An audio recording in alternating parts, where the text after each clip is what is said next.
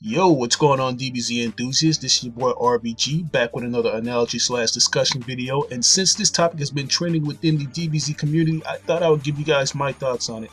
And that revolves around the future of one of the most prominent characters in the series, Gohan. Now, I know I'm pretty late with this, but I'm going to somewhat tie this discussion in with the recent ending of the Trunks and Goku Black saga, since there's some mixed feelings regarding that conclusion. Now, I think I speak for all the Gohan fans when I say that this nigga has been lost in obscurity since we saw him in the Battle of the Gods movie. I mean, to be fair, it's been somewhat retconned into a more fleshed out story in Dragon Ball Super, but it's only been like 65 episodes. But in actuality, it's been 3 going on 4 years since the original Battle of the Gods movie came out. Since then, he hasn't really done anything except take down a couple of Friezas lacking from the resurrection of FR. Some fans might even argue that Toriyama has just given up on Gohan and his main priority revolves around developing Goku and maybe Vegeta. I thought the same thing at first, but as the series progresses, I'm noticing some similar elements that we've already seen in Dragon Ball Z. Since Super has been simulcasted worldwide compared to being released years later out of Japan, you can't refute the fact that we've been able to be a part of the conversation this go around. And I can honestly say that Toriyama and the Toei team are listening, because we seem to be getting some things we've been asking for in small doses. We've gotten the inclusion of Super Saiyan God Vegito, even though that was kind of a lackluster appearance. And we've also gotten one of the most popular characters, Trunks, to come back in one of the most talked about anime arcs to date. And is it just me, or does it seem like this series is borrowing things from Dragon Ball Z games like Dragon Ball Online and Xenoverse?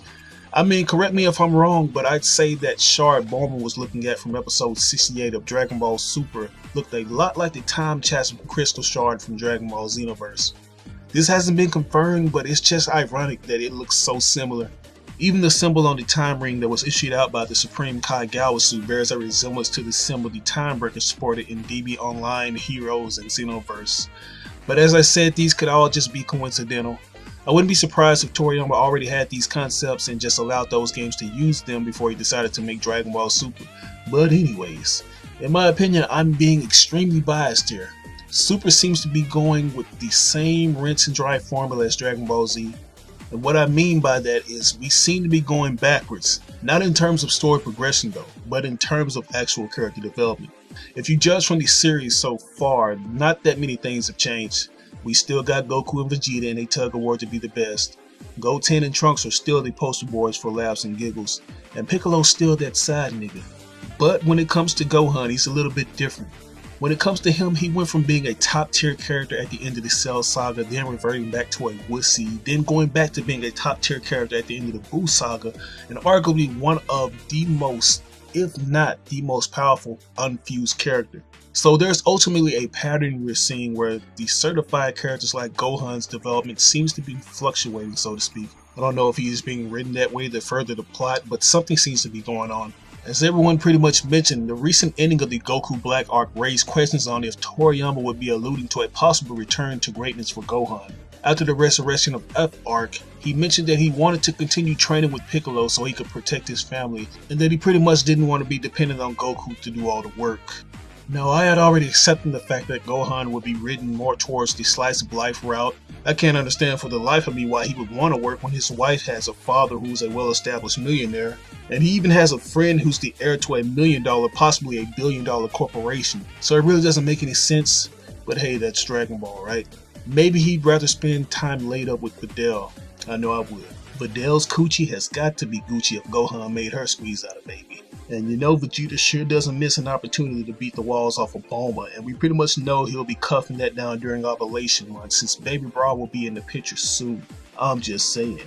But anyways, in episode 66 we see Gohan fly over at the last minute to say his goodbyes to Trunks as he heads back to the future. But if you look closely, you can spot some noticeable changes. For one, he looks like he's put on some muscle, and he isn't rocking that chili bowl haircut. Instead, he has the standard hairstyle he had in the Buu saga, but the most noticeable thing would have to be that he was breaking a sweat. We all noticed this. It's also important to mention that Piccolo's there, and we've all heard the theory. Gohan has possibly been training with Piccolo, and he could be fighting in a new story arc pretty soon. And I can honestly say I agree, but that's not what I want to harp on. As mentioned earlier, I want this topic to tie in with Trunks in the Goku Black saga, because there were so many unanswered questions regarding his abilities. How was Trunks able to have a blue aura emanating from his standard Super Saiyan aura? And how did he channel the Genki Dama into his sword to finish off Zamasu? I tie these topics together simply because Trunks and Gohan are both half Saiyan hybrids. They share similar abilities that differ from full-blooded Saiyans like Goku or Vegeta, right?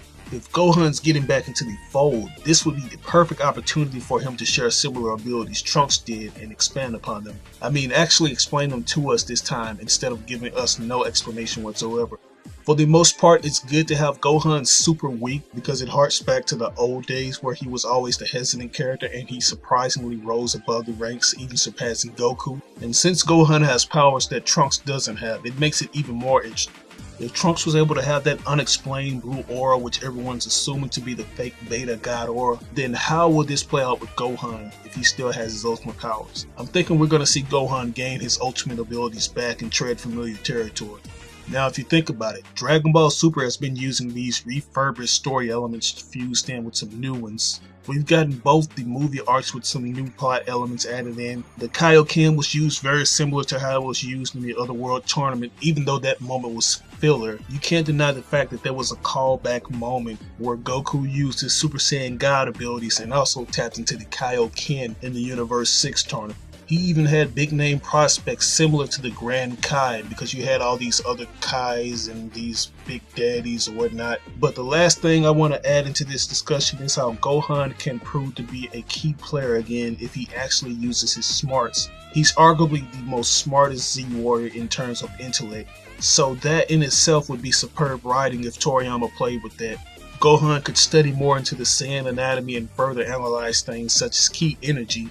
He could even discover how Trunks was able to give himself an edge against Zamasu. But these are all just my theories and opinions. What do you guys think? Leave your thoughts on what you think will become of Gohan in the comment section, and don't forget to like or dislike the video and subscribe if you want more Dragon Ball Super discussions. I'll hit you guys up later. Peace out. Hey you beautiful sexy muffin you. You like anime? You want to support your anime the right way? Then I got a deal you don't want to miss out on. Your boy has joined forces with Crunchyroll to bring you the latest and greatest animes for your viewing pleasure. Because I know you get tired of watching animes in poor quality on those illegal streaming sites, and I know deep inside that you want to help make a difference by supporting your anime the legit way. Anime has played a significant role in my life along with Crunchyroll over the past few years. I could be wasting time lurking in the nearest big booty models DMs and milli rocking until my shoulder pops, but your boy has better things to do with his life, like watching all the newest anime on Crunchyroll. Crunchyroll is the best spot to watch all your favorite animes, and it's dedicated to offering you, as well as me, the best experience you can find. Not only that, but they offer simulcasted episodes that are professionally subtitled on the same day it's aired in Japan. And don't worry, the subtitle font is pleasing to the eyes and you can watch this in glorious 1080p HD.